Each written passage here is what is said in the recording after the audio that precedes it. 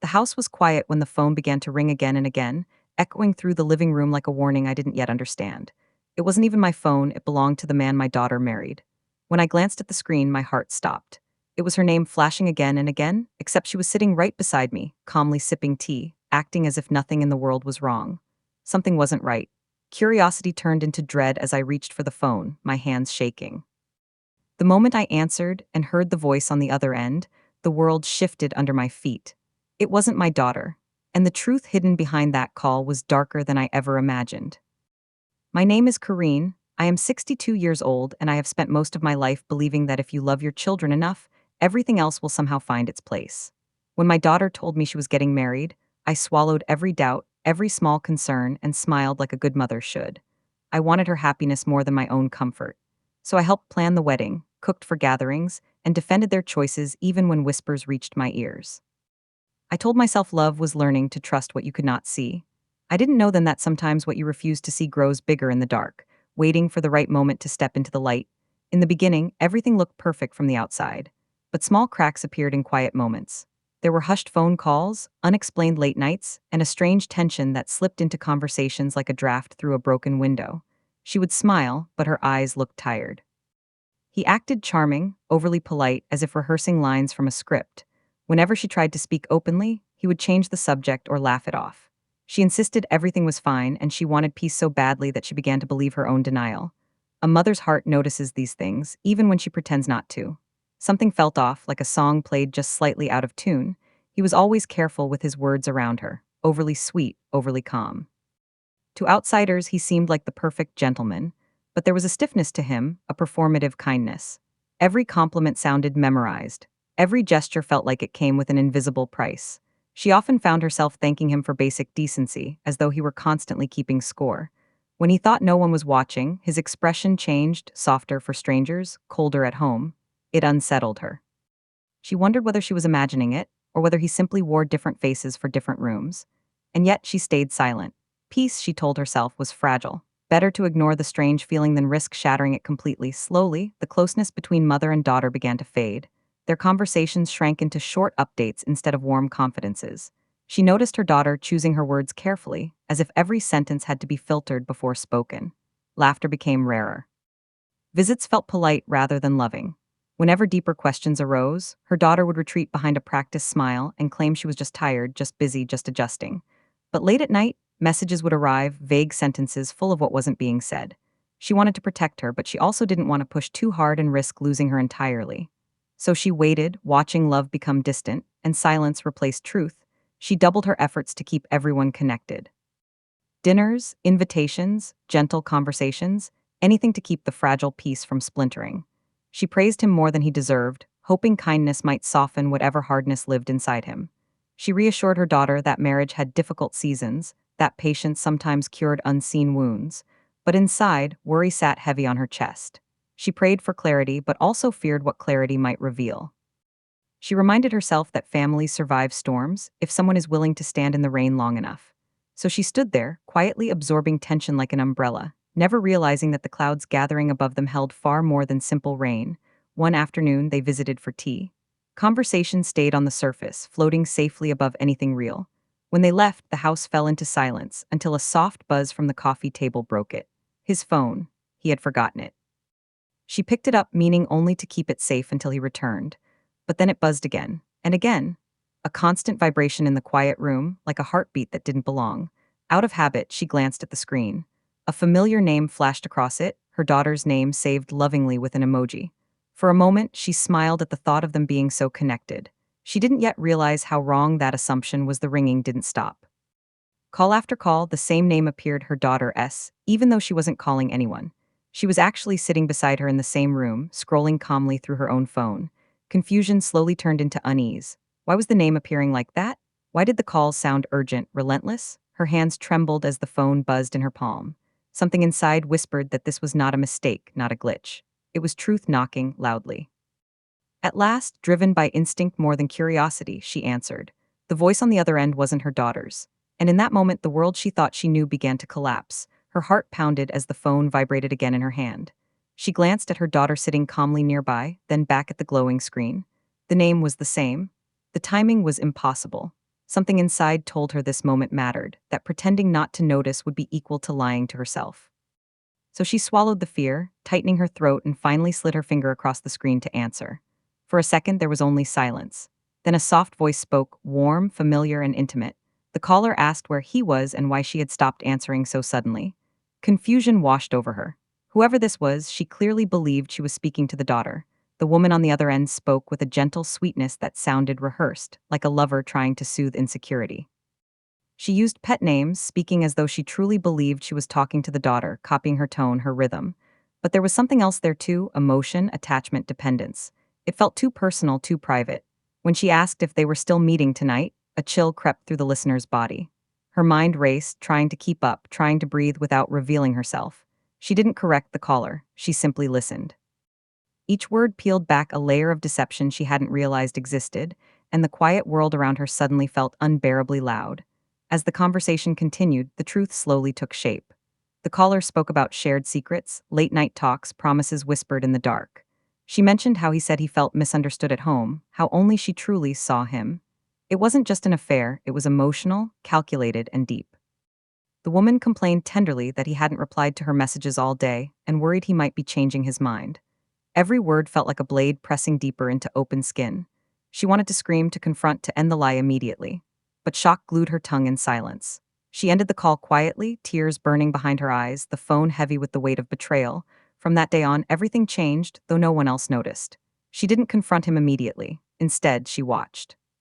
She noticed how often he guarded his phone, how quickly he responded to certain messages, and how his expression softened when he thought no one was paying attention. She studied the rhythm of his excuses, the subtle shifts in tone when he spoke about work or late nights. Patterns appeared, predictable, revealing, ugly. She began to understand that the phone call wasn't a mistake or misunderstanding. It was a glimpse behind the mask he wore so carefully. And as painful as it was, she knew she needed the full truth before deciding what to do. The puzzle pieces slowly locked into place. Deleted messages, changed passwords, sudden errands, emotional distance covered by forced politeness. She noticed how he avoided long conversations with her daughter and how laughter between them had become rare, strained, artificial. Every detail confirmed what her heart already knew: this wasn't temporary. It had been happening for a while. The realization didn't come crashing down all at once. It settled quietly, like dust after a collapse, making it hard to breathe. She felt grief not only for her daughter's marriage, but for the trust she once believed existed. Betrayal has a way of aging the soul, and she felt every year of it settling into her bones. What hurt most was seeing how unaware her daughter seemed. She still defended him, still explained away his absences with hopeful excuses. She believed he was tired, stressed, overwhelmed, anything except unfaithful. Sometimes she even blamed herself for the growing distance, wondering what she had done wrong. Watching that quiet self-doubt break through her daughter's voice was almost unbearable. She longed to wrap her in truth and protect her from further pain, but timing mattered. Without proof, the truth could look like suspicion or worse, jealousy. So she stayed silent, carrying the burden alone, while the daughter unknowingly lived in a carefully constructed illusion built by the man she trusted. Every night became a battle between heart and mind. One part of her wanted to expose everything immediately, drag the truth into the light, and shield her daughter from further betrayal. Another part feared the shattering that would follow, the tears, the heartbreak, the resentment that might even turn toward her for being the messenger. What if her daughter wasn't ready to know? What if love blinded her to the evidence? She replayed the phone call again and again in her mind, the fake sweetness, the lies spoken so casually. Silence felt like complicity, but rushing forward felt dangerous too. So she waited, gathering strength, gathering truth, and preparing for the moment everything would finally break open. She knew that a single phone call wouldn't be enough to open her daughter's eyes. So she began gathering proof quietly, gently, without leaving shadows behind. She noticed patterns in messages, screenshots of notifications that slipped through the lock screen, and receipts left forgotten in pockets. Nothing dramatic, just quiet facts that spoke louder than emotions. Each piece felt like a betrayal folded into paper. She stored everything carefully, not out of vengeance, but protection. If the truth was ever questioned, she wanted something solid to hold on to. Still, every discovery broke her a little more, because with each new detail, hope faded further. What once looked like a misunderstanding now stood revealed as a calculated double life. She started watching his routine the way a storm watcher studies the sky. Not obsessively, just enough to understand the pattern forming beneath the surface. Late work nights that didn't match his schedule.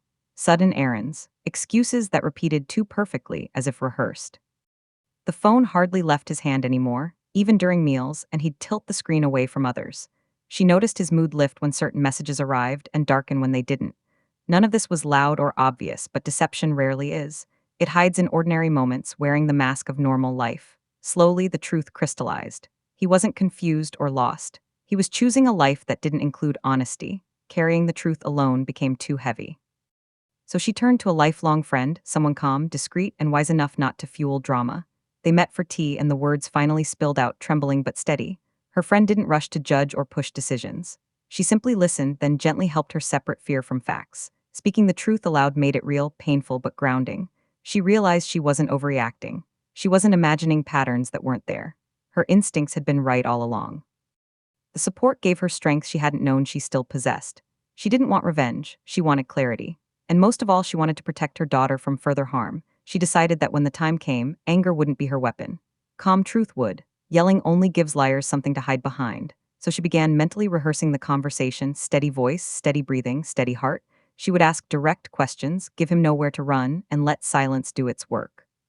She even considered the setting carefully, choosing a place where things couldn't escalate. Her goal wasn't humiliation, it was illumination. If he admitted the truth, there could be closure. If he denied it, the proof she held would speak for itself. Either way, pretending ignorance was no longer an option. Secrets had ruled long enough. It was time for honesty to walk into the room. She gathered everything into one place: screenshots, messages, call logs, and small details only someone close would recognize. Nothing exaggerated, nothing twisted, just the truth preserved plainly. She organized it carefully so there could be no confusion or manipulation when the moment came. She knew that if emotions ran high, facts could anchor the conversation. Every file felt like a wound, but also like armor. She wasn't preparing for battle, she was preparing to stand firmly when the ground shook. She didn't want to destroy their lives. She wanted the lies to stop. Deep down, she hoped that confronting the truth might still salvage something: dignity, honesty, or at the very least, her daughter's self-respect. Her greatest fear wasn't the confrontation, it was her daughter's heart breaking without warning. So she began gently preparing her, not with accusations, but with questions that encouraged reflection. Was she truly happy? Did anything feel off? Has trust begun to fade? She listened without pushing, allowing space for honesty to grow slowly. She wanted her daughter to recognize the cracks herself, not feel attacked or cornered. At the same time, she quietly built a safety net: emotional support, practical help, even a place to stay if needed. Whatever happened, she refused to let her walk into pain unprotected. A mother can't stop heartbreak, but she can soften the landing. Finally, the moment approached. She arranged a quiet evening, making sure emotions were steady and distractions minimal. There would be no raised voices, no crowd, no chaos, just truth, laid gently but firmly on the table. She took a deep breath and reminded herself why she was doing this: not to punish, but to protect. She understood that after this conversation, nothing would ever be the same again. But pretending was no longer a kindness. Sometimes love means refusing to participate in lies. With the evidence ready and her heart trembling but strong, she prepared to open the door that could never be closed again and let the truth step fully into the light. She chose a quiet moment when no one else was around and emotions wouldn't spill into an audience. Sitting across from him, she spoke calmly, almost gently, about the phone call, the messages, the patterns she had noticed. She didn't accuse, she asked. Her voice never rose, but the weight of her words filled the room. For a moment, he tried to laugh it off, pretending she misunderstood. But her eyes told him she already knew. She laid the evidence on the table, not as a weapon, but as truth that refused to stay buried. Silence stretched between them, heavy and uncomfortable, as the mask he wore began to crack under the pressure of honesty. At first, he clung desperately to denial. He blamed confusion, claimed misinterpretation, even suggested she was overreacting. But each excuse collapsed under the quiet firmness she held. There was nowhere left to hide. Eventually, his shoulders slumped and the resistance drained out of him. Words spilled out, confessions dressed in regret, excuses wrapped in self-pity. He claimed he never meant to hurt anyone, that he felt unseen, misunderstood, lonely. But none of it softened the blow. Choices had been made repeatedly, deliberately. Hearing the truth didn't feel like relief. It felt like mourning something that had already died long before this moment. Trust was gone, and now the lies were gone with it. Reluctantly, he admitted there was someone else, someone who thought she held a special place in his heart. The story unfolded slowly, each detail heavier than the last. Late-night calls, meetings disguised as work, shared secrets whispered behind closed doors. The other woman had woven herself into his life so quietly that no one noticed until it was too late. Hearing it confirmed shattered any lingering doubt. This wasn't a momentary mistake, it was a second life built in the shadows. The truth felt cold, sharp, and final. There was no going back to before. What had been hidden now stood squarely in the light, demanding consequences. Telling her daughter was the hardest part. She didn't dramatize it or rush through it, she simply laid the truth gently in front of her, piece by painful piece. At first, disbelief clouded her face, then shock. Then a silent, aching grief that seemed to hollow her from the inside out. She trembled as the reality settled in, replaying memories with a new lens she had never wanted. The world she trusted crumbled quietly, without shouting or throwing things, just silent tears and shaking breaths. She realized the distance she'd been blaming herself for had never been her fault. And that realization hurt almost as much as the betrayal itself. The house felt heavier than ever before. Tears came in waves: anger, sorrow, confusion, humiliation. She apologized for not seeing sooner, for defending what didn't deserve protecting. Her daughter apologized for ignoring her own instincts. Both held each other, grief spilling out without words. Betrayal doesn't just break hearts, it breaks identity, forcing you to question what was ever real. Memories now feel contaminated. The daughter blamed herself for trusting too deeply, while he hovered uselessly on the edges, full of empty regret and late honesty. Nothing he said could stitch the damage closed. Some wounds don't bleed, they echo. The truth rippled outward, reaching the rest of the family. Conversations became long, raw, and painful. Everyone had opinions, judgments, fears about the future. Some urged forgiveness. Others insisted on consequences. But only one truth mattered: trust had been broken by the very person meant to protect it. She stayed steady, guiding the discussions back to calm when tempers flared. This wasn't about anger anymore. It was about healing, boundaries, and dignity. She reminded everyone that the daughter's heart wasn't a battlefield for others to fight on. Decisions had to come from clarity, not pressure. And slowly, through the chaos, the daughter began to find her voice again. Eventually, the conversations narrowed into a single unavoidable reality. The future couldn't look like the past. Lines had to be drawn. Promises now meant little without accountability and change. The daughter weighed every option: rebuilding trust, separation, independence, emotional safety. Nothing would be easy. Nothing would be painless, but staying in denial was no longer possible. Through it all, she stood beside her quietly, not directing her choices, only supporting them. Love sometimes means letting someone walk away, and sometimes it means standing with them while they decide. Whatever the outcome, one truth had already become unbreakable: deception would never again have a home in their lives. But before I tell you what happened next, the moment everything finally changed, don't forget to like this video and subscribe to the channel, because the real twist is just ahead. After many sleepless nights and tearful conversations, a quiet strength began to grow inside her daughter. She realized that staying would only mean living beside a shadow of trust instead of the real thing. So, with a steady voice and shaking hands, she chose separation. There was no dramatic scene, no shouting, no broken dishes, just a calm decision born from too much pain. Walking away didn't feel like victory. It felt like grieving a future that would never exist. But somewhere beneath the heartbreak, there was also relief. The pretending was finally over, and honesty, though painful, had returned to the center of her life. She refused to let bitterness guide the next chapter. Revenge might have offered brief satisfaction, but it wouldn't rebuild what had been shattered. So instead of feeding anger, she focused on healing. She supported her daughter's decision without pressure, without judgment, simply standing beside her as a safe place to land. She took care of practical matters quietly: paperwork, living arrangements, emotional space, while gently reminding her daughter that pain doesn't define worth. Forgiveness wasn't immediate, and it wasn't for him, it was for themselves. Slowly, the house felt less heavy. Conversations softened. And for the first time in a long while, peace felt possible again. They both agreed that strong hearts still need help sometimes. Counseling became a quiet sanctuary where hidden wounds could finally be spoken aloud. Her daughter confronted the lies she had believed: that loyalty meant tolerating disrespect, that love meant shrinking herself. She learned to set boundaries, to speak her truth without fear, to remember the woman she had been before the hurt. Meanwhile, the mother faced her own guilt, the what-ifs, the should-haves, the constant fear of failing the people she loved. Together, they untangled emotional knots that had tightened over years. Healing didn't come suddenly, it arrived slowly, like sunlight creeping across a dark room. Piece by piece, her daughter began creating a new life that belonged only to her. She found a small place of her own, decorated with warm colors and quiet hope. She rediscovered old hobbies, friendships, and laughter she'd forgotten she still had. Decisions were now hers alone: when to rest, when to dream, when to start again. There were lonely days, yes, but there were also proud ones, moments where she caught herself smiling for no reason other than relief. Independence wasn't about being alone. It was about remembering she was capable, worthy, and complete without anyone needing to validate her existence. For the mother, peace didn't arrive as a celebration, it came as gentle stillness. The constant worry she had carried for so long slowly loosened its grip. Nights became quieter. The meals tasted better. She could finally sit in her living room without feeling the echo of secrets hiding in the shadows. Watching her daughter grow stronger helped her heal too. She realized that love doesn't always mean holding on, sometimes it means guiding someone safely through the storm and letting them choose their own sky afterward. Gratitude replaced fear. Strength replaced anxiety. And her heart finally rested. They stopped replaying the story like an old film. No more second guessing every moment. No more trying to rewrite what had already happened. Instead, they began focusing on today, the quiet blessings, the small smiles, the steady progress. The man who had caused so much pain faded slowly into the background of their lives, no longer holding power over their emotions. The past didn't disappear, but it no longer controlled the present. It became a lesson instead of a prison. And step by step, they walked forward without constantly looking back. Their lives didn't become perfect, but they became honest, peaceful, and real.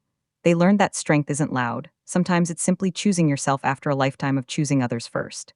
Home turned into a place of safety again, filled with laughter that didn't hide pain underneath. Mother and daughter grew closer than ever, not out of dependency, but mutual respect and understanding.